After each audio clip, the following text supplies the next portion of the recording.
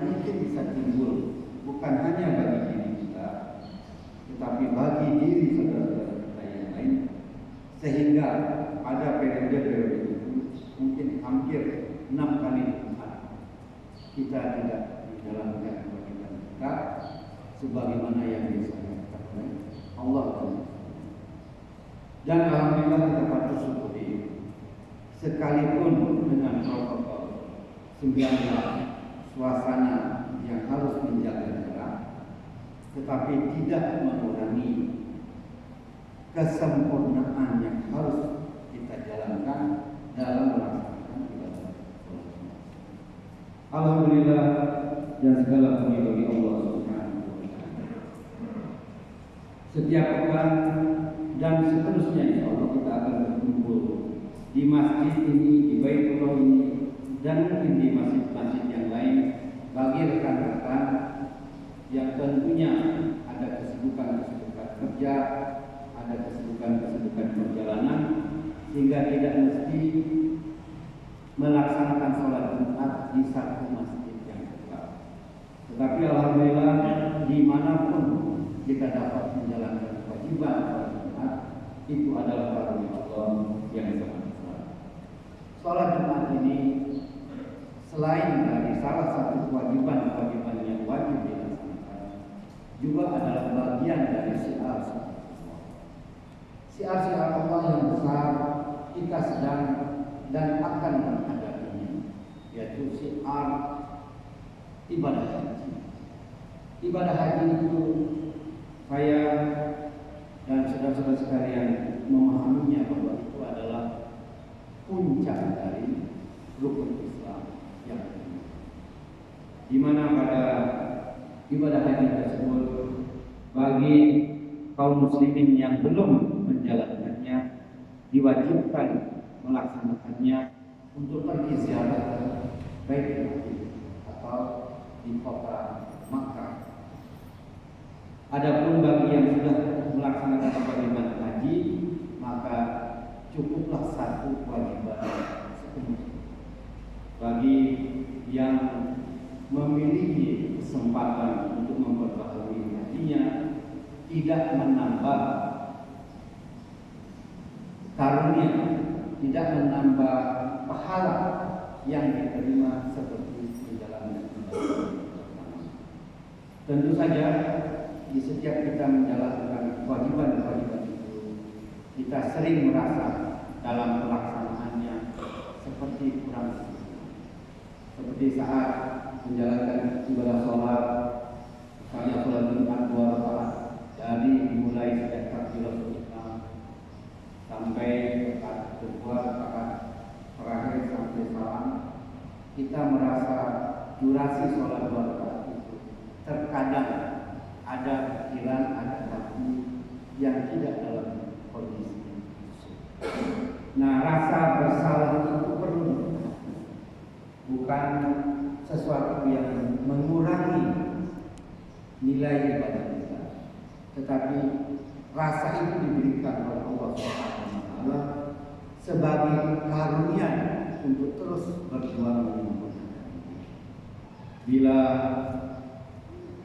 setiap ibadah yang kita laksanakan terasa kurang sempurna, maka kita sempurnakan dengan semangat merasa bersalah. Jadi semangat merasa bersalah itu semoga dapat menggenapkan pelaksanaan ibadah atau kewajiban-kewajiban kita yang lain untuk majunya. Demikianlah saudara-saudara sekalian, dari sekian banyak kewajiban-kewajiban kita,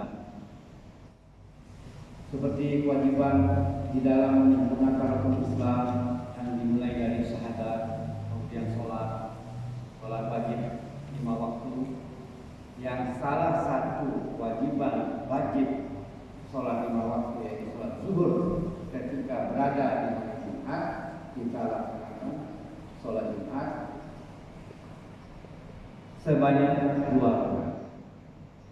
Kewajiban yang lain puasa Ramadan, kemudian puasa melaksanakan zakat, dan terakhir adalah ibadah. Rukun Islam yang 5 ini adalah fondasi tegaknya agama. Sebagai fondasi tegaknya agama, salah satu dari 5 kewajiban rukun Islam ini, sholat adalah tiang. Rasulullah SAW bersabda, as-sholatu iman. Sholat adalah tiang.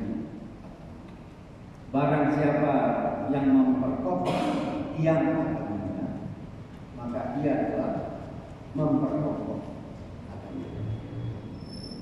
Agama Islam dalam bahasa Arab kita mengenalnya sebagai dinul Islam. Din, kata abstrak noun atau berisi masdar, berasal dari kata kerja dana yakinu dina, bermakna kewajiban. Islam bermakna penyerahan diri, berasal dari kata kerja aslama, Islam. Penyerahan diri kepada siapa? Penyerahan diri sebagai hamba kepada Rabbul Alamin, penguasa alam semesta. Ketika din bermakna kewajiban, Islam bermakna penyerahan diri, maka dinul Islam secara lugatan atau secara terminologi kira-kira bermakna kewajiban untuk bersatu kepada Allah Subhanahu wa taala. Apa bentuk kewajiban berserah diri kepada Allah Subhanahu wa taala itu dijelaskan dan diperintahkan oleh Allah melalui Al-Qur'an sebagaimana ayat wa ma khalaqtul jinna wal insa illa liya'budun. Tidaklah aku menciptakan jin dan manusia kecuali untuk menghamba. Jadi ketika Allah berfirman tidak menciptakan makhluk berupa jin adalah satu bangsa yang tidak terlihat seperti kita, tetapi mereka mukallaf seperti manusia. Mereka dibebani kewajiban syariat Islam seperti itu, yaitu kewajiban untuk menghamba. Apa bentuk penghambaan kepada Allah itu? Adalah patuh terhadap semua perintah Allah dan patuh terhadap semua larangan-larangan. Jadi bila seseorang mengikuti semua syariat Islam, apapun yang disyariatkan oleh agama, baik berupa perintah-perintah Allah untuk dilaksanakan seperti 5 rukun Islam tersebut, kemudian ada juga perintah berbakti kepada orang tua, hormat kepada pemimpin, perintah tolong menolong sesama manusia. Kemudian ada di sisi lain adalah larangan untuk tidak melakukan. Tidak boleh mencuri, tidak boleh berdusta, tidak boleh berbohong, tidak boleh menzalimi orang lain. Adalah sekian banyak larangan-larangan yang tidak boleh dilakukan. Tidak boleh berzina, tidak boleh minum khamar atau mabuk. Jadi penghambaan kita kepada Allah Subhanahu wa taala itu adalah totalitas hidup. Semenjak kita mukallaf. Ulama dari penjelasan Nabi sallallahu alaihi wasallam memberi penjelasan bahwa periode mukallaf seorang manusia itu dimulai semenjak usia akhir. Kalau zaman umur 50-an seperti saya, rata-rata usia akhir balik orang-orang sezaman dengan saya dulu pada usia kira-kira 15 tahun. Bagaimana perubahan-perubahan yang terjadi? Apakah fenomena masyarakat kita sekarang dan sistem biologis dari generasi-generasi kita kira-kira usia baliknya juga pada usia 15 tahun atau mungkin lebih cepat. Mungkin lebih cepat 1 atau 2 tahun. Belum ada penelitian yang pasti karena usia balik individu itu terjadi perbedaan kira-kira antara 13 sampai 15. Itu karena terjadi pertumbuhan secara biologis, secara fisik, ada juga perubahan secara psikologis. Ada di antara anak-anak kita yang laki usia dewasanya lebih cepat, kecerdasannya juga lebih cepat, sehingga ketika tiba usia balik tersebut, yang ulama di beberapa kitab-kitab klasik atau kitab kuning menyebut usia balik itu kira-kira ditandai dengan kalau laki dan perempuan itu adalah lawan jenis, maka kira-kira saat usia pubertas seorang laki-laki menyukai seorang perempuan. Nah, di kitab-kitab kuning perlu bukti kepastian. Apa bukti dia menyukai lawan jenisnya? Sehingga sering diterangkan bahwa di kajian-kajian fikih usia pubertas itu dimulai dari periode ihtilam. Salah satu untuk menunjukkan awal seorang manusia laki-laki mengalami masa pubertas atau periode kalaf kewajiban untuk menjalankan syariat.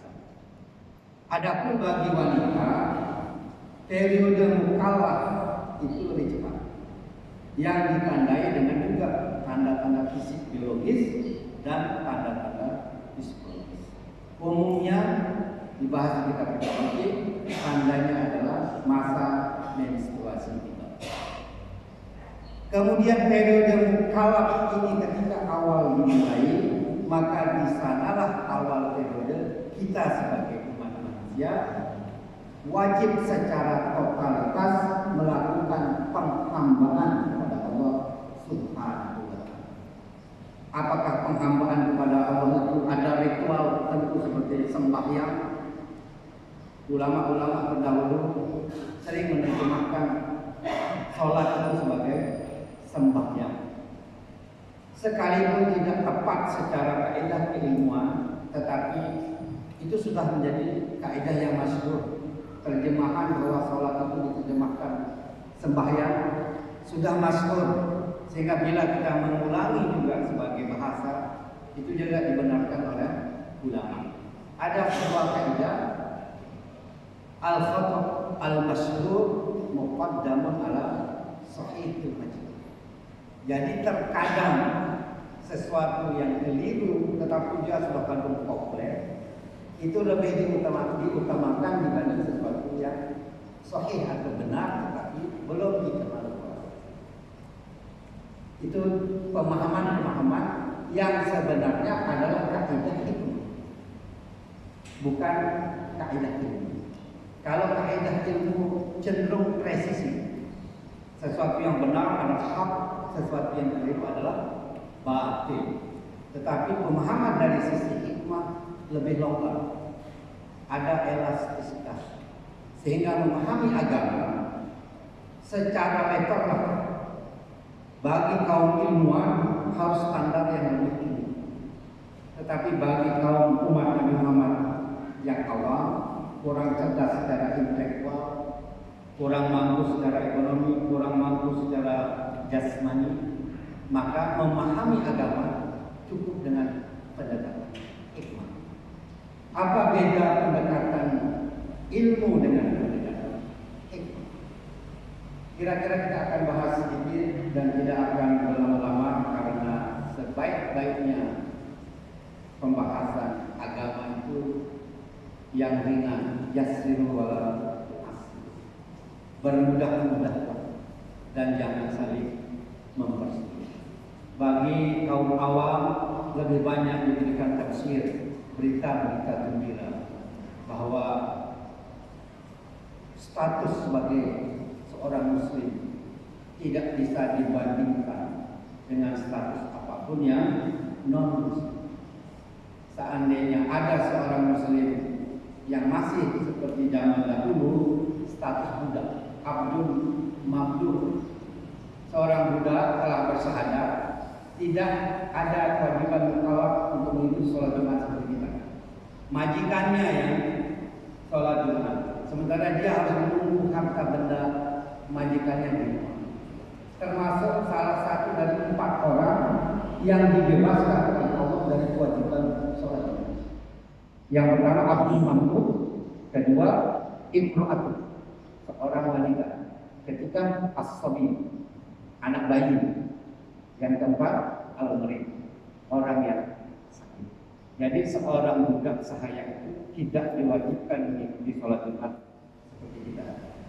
Kalau pendekatan ilmu, semua hamba diwajibkan sholat Jumat. Tapi pendekatan hikmah ada beban lebih dari seorang budak. Dan status budak sahaya sekalipun di zaman kita hari ini tidak ada yang berstatus budak sahaya, tetapi ada sebagian dari kita berdasarkan profesi terbebani oleh tugas yang tidak bisa ditinggalkan. Bila ditinggalkan akan membahayakan komunitas yang baik. Misalnya suasana genting, ada serbuan musuh, maka ada tentara yang harus menjaga penduduk. Maka penduduk yang dijaga ini boleh menjalankan sholat Jumat, tetapi tentaranya harus bersiaga mengamankan keadaan.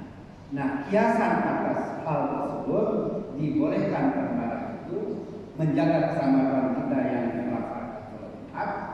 Beban dia diangkat Allah seperti beban abdul mamdul. Dan Allah lah yang akan mengatur bagaimana pembagian pahala.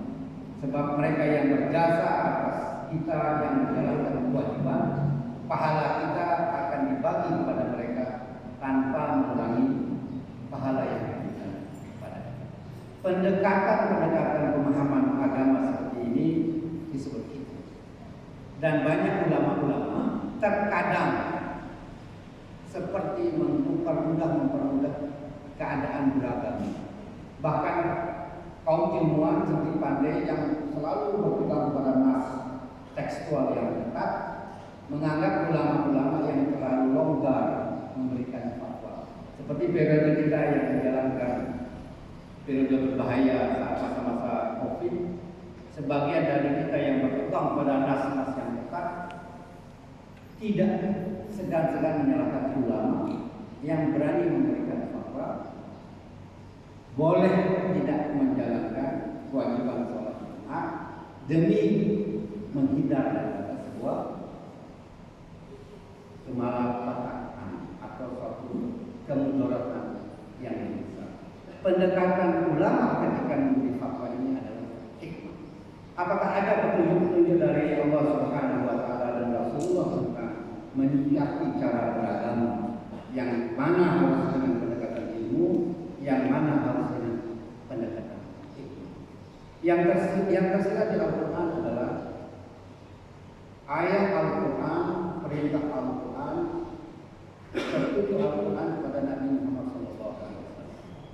A'udzubillahi minasyaitonir rajim. Ud'u ila sabili rabbika bil hikmah wal mau'izatil hasanah wajadil billati ahsan ila akhir. Dalam ayat ini Allah memberi perintah kepada Nabi Muhammad, ud'u ila sabili rabbika, panggillah manusia ke jalan Tuhan. Yang disebut sabili rabbika, ulama sebagian menafsirkan sabil di sini adalah agama. Sabili rabbika. Tetapi ulama yang lain menafsirkan bahwa sabili rabbika adalah perjalanan menuju Tuhan saja, bukan agama. Yang disebut agama oleh mayoritas ulama yang menafsirkan ayat ini bahkan ud'u ila sabili rabbika bil hikmati wal mau'izatil hasanah. Mau'izah hasanah inilah yang disebut agama. Karena ada dalil dari Nabi sallallahu alaihi wasallam yang menyebut bahwa ad-dinu huwan nasih. Agama itu adalah nasih. Maka yang di tengah-tengah ayat itu mau'izah hasanah itu adalah agama itu sendiri. Sementara hikmah adalah pembukanya. Ketika orang awam, manusia yang belum mengenal agama, ketika diajak jalan menuju Tuhan, jangan langsung mengajarkan apa perintah-perintah Allah berdasarkan ayat-ayat utama tentang syariat Allah. Jadi Rasulullah diperintahkan Allah untuk membuka dialog dengan manusia dengan hikmah. Hikmah, ulama menafsirkan, ada yang memberikan definisi bahwa al-hikmatu hiya ghalatun anna wajadaha bahwa hikmah itu adalah harta benda orang beriman. Di mana saja ia temukan, ia berhak atas harta benda itu. Jadi ulama yang satu lagi memberikan definisi bahwa al-hikmatu hiya al-isabatu min ghairi nubuwah. Hikmah itu adalah sebuah kebijaksanaan atau kebenaran yang datang bukan melalui proses kenabian.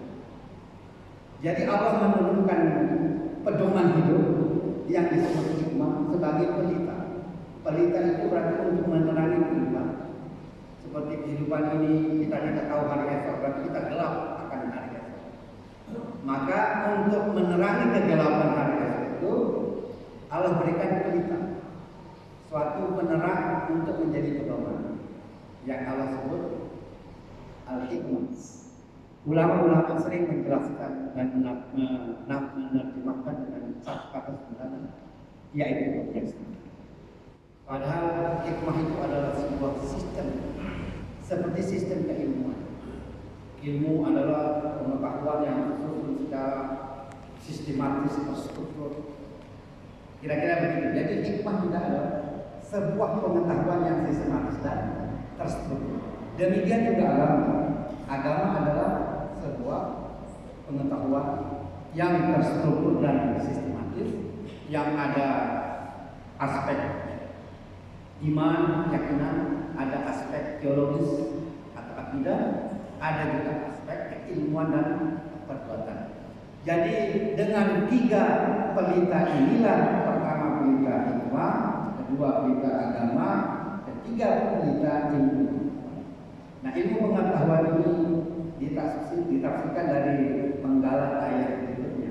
Wajah ilmu ilati. Ya. Ini adalah kaidah ilmu. Sehingga bagi siapapun yang membaca ayat ini, dia langsung menjadi mukhatab. Kalau dulu Rasulullah yang menjadi mukhatab, perintah Allah kepada Nabi Muhammad, maka siapapun umat Nabi Muhammad langsung menjadi mukhatab. Perintah kepada yang bersama. Ud'u ila sabili rabbika bil hikmah. Panggillah manusia ke jalan Tuhanmu dengan kebenaran. Ada sebuah sistem. Boleh disebut adalah sistem budaya, boleh disebut kultur, boleh disebut sistem moral, boleh disebut adalah peradaban. Jadi hikmah itu bukan hanya satu kata bermakna kebijaksanaan, tetapi dia adalah sebuah sistem kehidupan yang lahir dari kebenaran sejak Nabi Adam sampai kebenaran sejak sampai Nabi Muhammad SAW.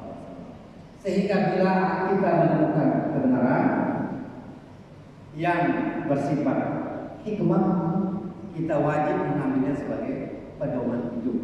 Sekalipun menemukannya bukan dari tradisi umat Islam, tradisi umat yang berbeda, bahkan dari agama yang berbeda. Contohnya berbakti kepada orang tua, menghormati pemimpin, bertata krama sosial yang baik, bermoral yang baik, dan lain-lain sistem budaya yang bisa diterima sebagai sebuah kebijaksanaan. Kemudian sebagai agama, para ulama dan banyak textbook telah menjelaskan tentang kesempurnaan Islam ini. Seperti firman Allah Subhanahu wa taala, "Al-yauma akmaltu lakum dinakum wa atmamtu nikmati wa raditu lakum Islam." Jadi penjelasan tentang sempurnanya Islam ini sebagai agama juga sudah lengkap. Adapun ilmu pengetahuan Ilmu pengetahuan ada yang bersifat ilmu pengetahuan yang bersumber dari Al-Quran, dari sunnah Nabi, ada ilmu pengetahuan yang dari alam semesta, ilmu fisika, ilmu biologi, ilmu eksak lain, dan textbook modern lain. Boleh sebagai pedoman dalam menjalani kehidupan. Ada fatwa dari Imam Syafi'i radhiyallahu taala anhu, beliau jauh memberi fatwa, man arada dunya fa'alaihi bil ilmi, barang siapa yang menghendaki kehidupan dunia, kebahagiaan di dunia, maka hendaklah dengan ilmu. Wa man arada akhirata fa'alaihi bil ilmi. Wa man arada huma, dan siapa yang menghendaki akhirat dan keduanya, dunia dan akhirat secara bersamaan, hendaklah dengan ilmu. Karena pada zaman Imam Syafi'i, beliau baru mengenal dua ilmu. Bahkan fatwa beliau memastikan hanya dua ilmu. Yang pertama ilmu agama, ilmu fikih. Kedua ilmu tik, ilmu biologi atau kedokteran. Padahal di zaman kita ilmu pengetahuan itu sangat banyak. Jadi fatwa beliau tentang ilmu pengetahuan Islam sudah termasuk hikmah. Demikian saudara-saudara sekalian, ad-dinu wa an-nasihat. Agama itu adalah nasihat, dan sebaik-baik nasihat cukup yang singkat, tetapi bapak-bapak, saudara-saudara sekalian dapat memahami dan menghayati. Barakallahu lakum. Barakallahu fil Qur'an al-Karim wa nafa'ani wa iyyakum bima fihi minal ayati wa dzikril hakim wa taqabbalallahu minna wa minkum tilawatahu innahu huwas sami'ul alim. Alhamdulillah nahmaduhu wa nasta'inuhu wa nastaghfiruhu wa na'udzu billahi min shururi anfusina wa min sayyiati a'malina. Man yahdihillahu fala mudilla lahu wa man yudlil fala hadiya lahu. Asyhadu an la ilaha illallah wahdahu la syarika lahu wa asyhadu anna Muhammadan 'abduhu wa rasuluhu la nabiyya ba'dahu. Allahumma shalli wa sallim wa barik ala sayyidina Muhammadin wa ala alihi wa ashabihi ajma'in wa ala baqiyatil khulafa'ir rasyidin al-mahdiyyin min ba'dihi Abi Bakr wa Umar wa Utsman wa Ali wa ala man tabi'ahum bi ihsan ila yaumil din. Wallahu ta'ala ya ayyuhallazina amanu taqullaha haqqa tuqatih wa la tamutunna illa wa antum muslimun. Wa qala Allah ta'ala wa man yattaqillaha yaj'al lahu makhrajan wa yarzuqhu min haitsu la yahtasib. Wa qala aidan wa man yattaqillaha yukaffir anhu sayyi'atihi wa yu'ti lahu ajran Summa fa'inna Allaha amarakum bis salati wa salami ala rasulih fa qala inna Allaha wa malaikatahu yusalluna 'alan nabi ya ayyuhallazina amanu sallu 'alaihi wa sallimu taslima. Allahumma shalli 'ala sayyidina Muhammadin wa salli 'ala sayyidina Ibrahim wa 'ala ali Ibrahim wa barik 'ala sayyidina Muhammadin wa barik 'ala sayyidina Ibrahim fil 'alamin innaka Hamidum Majid. Allahumma ighfir lil muslimina wal muslimat wal mu'minina wal mu'minat Allahumma aslih pada sayyidina Muhammadin wa nasurhu wa ahdihim wa aslih jama'ahum wa aslih umra'ahum wa basa'ahum